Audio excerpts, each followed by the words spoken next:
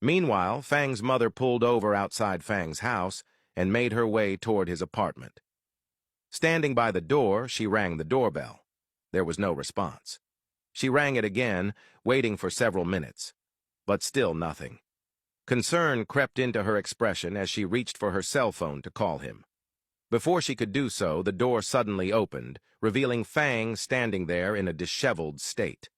Her eyes immediately swept across the apartment, taking in the mess: clothes, papers, and objects scattered across the floor.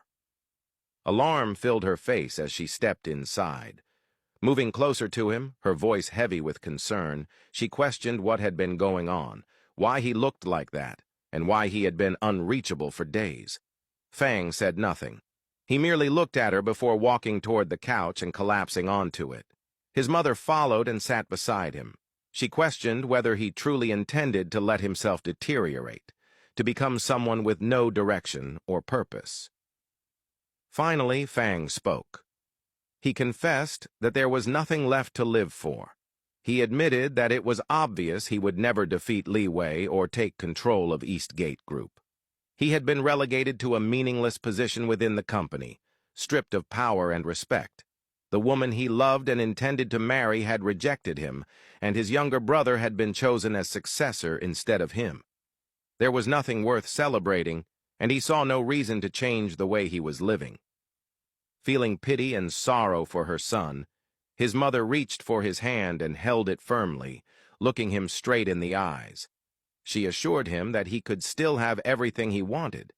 She told him he only needed to follow her plan, to marry into a powerful family.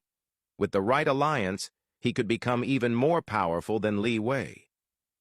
Eastgate Group was no longer necessary. She produced several photographs and handed them to him, explaining that they were all beautiful women from influential families. He could choose any of them, and she would ensure the marriage happened. Fang glanced at the pictures but insisted that he loved Suri and had vowed to marry her. At that, his mother's demeanor hardened.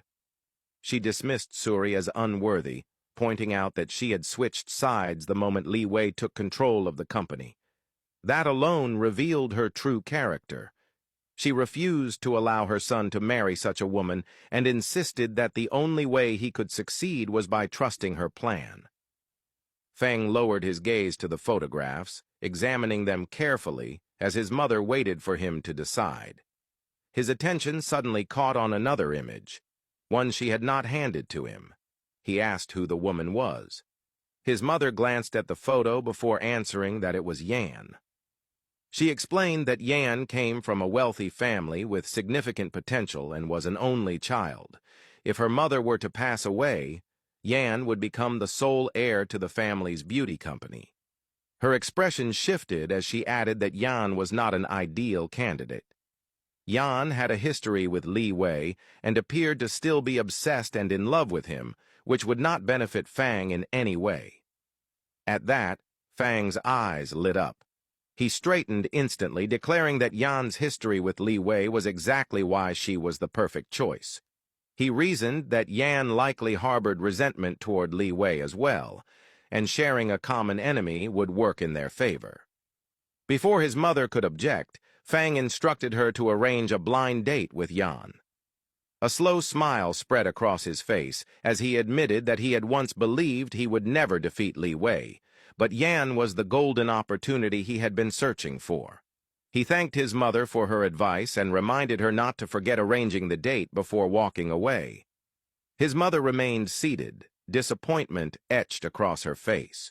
She murmured that her intention had been to help him let go of his obsession with Liwei and Eastgate Group. But instead, her plan seemed to have backfired.